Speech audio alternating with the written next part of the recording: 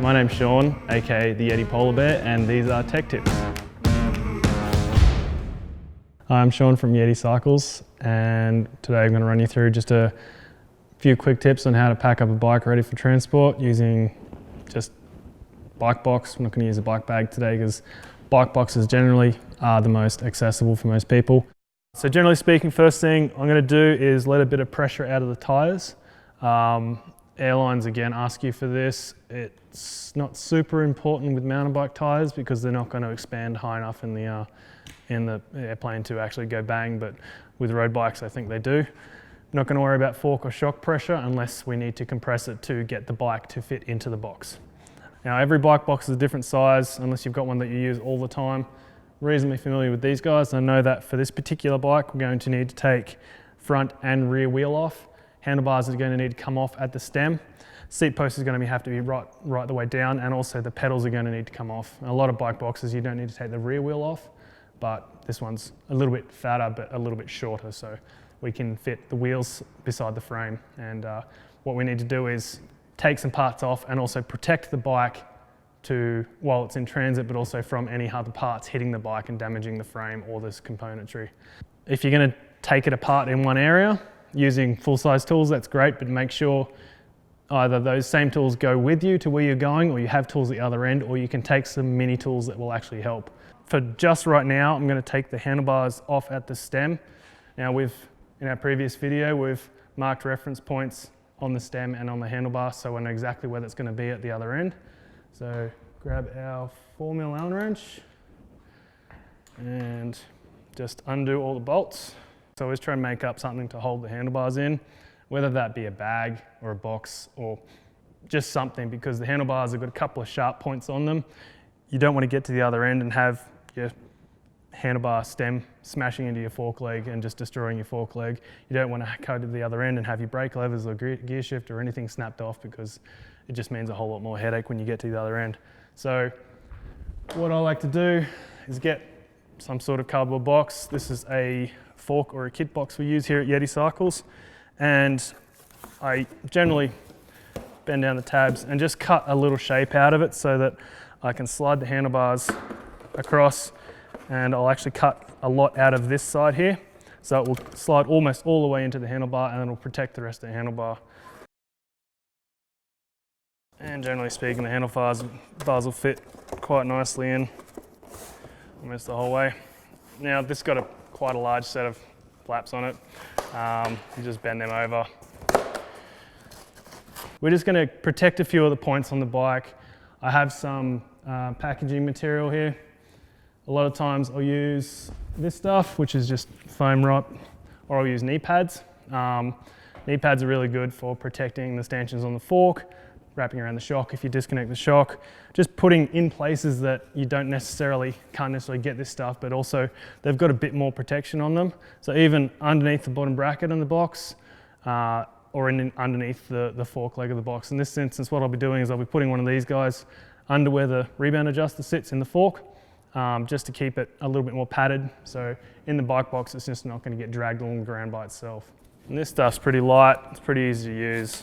And all I'm really doing is just covering a few of the points that I know can get tagged by other parts of the bike. This little bit here, so it's not too pretty, but it does the job. So what I'm going to do now, I'm going to take both wheels off. With the rear axle, I'm just going to pop it in lightly for now. The way I travel with our bikes is I'll take the entire rear derailleur hanger off.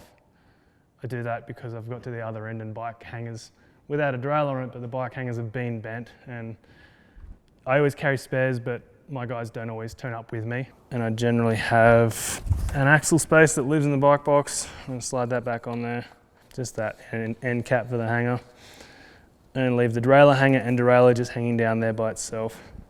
Just wrap the derailleur, just protects it from getting any dirt or grit or anything else on the bike too. From there, some people do wrap the chain to the chain stays, and just to give it a bit of tension.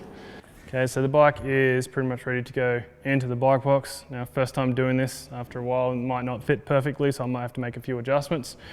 Inside this box we have a cardboard divider.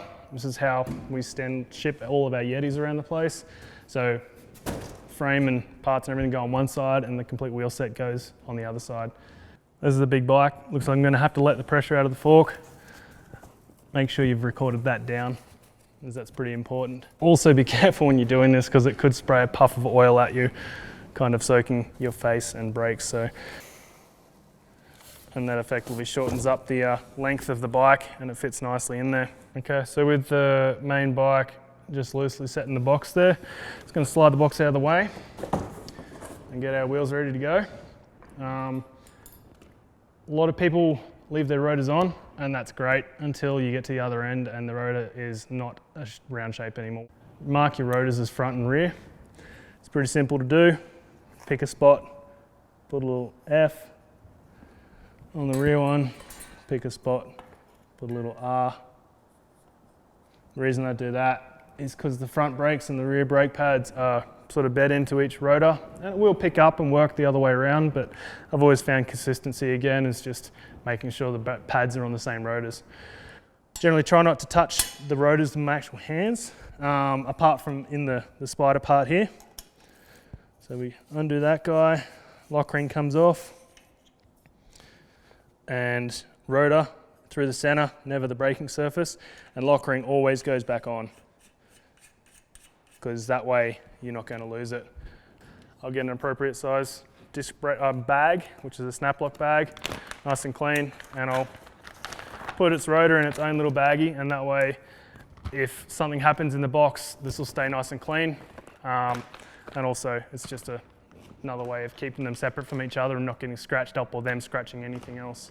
Always put them inside the hydration pack with their pedals, if you've got any axles, any other spare parts that you maybe like little tools that you might be carrying. In this case, I'll put the rotors, the tools I've used, and the pedals and everything in the same backpack, and that goes in the bike box, so everything travels together and you're not going to lose anything that way.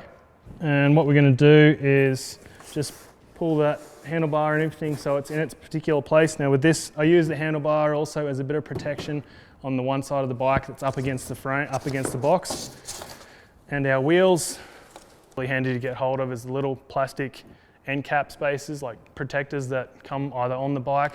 You can pick them up from almost any bike shop. These particular ones come in 15mm and 12mm for front and rear.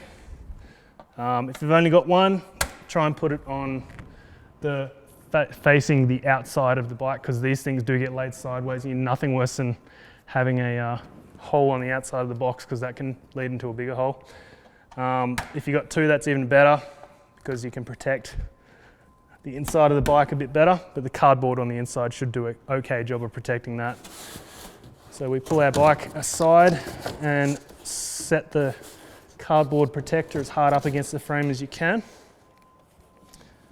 I usually go front wheel in towards the front of the bike because it's the narrowest axle. And the rear wheel, I go cassette in ways. And the way I put it is, generally speaking, the front wheel, the way I put the front wheel in and the rear wheel, it will also always stop the cassette from contacting the frame under full compression even. So just kind of maneuver that in there. We pack all our stuff up in here and put it in the bike box and pretty much ready to go at the other end.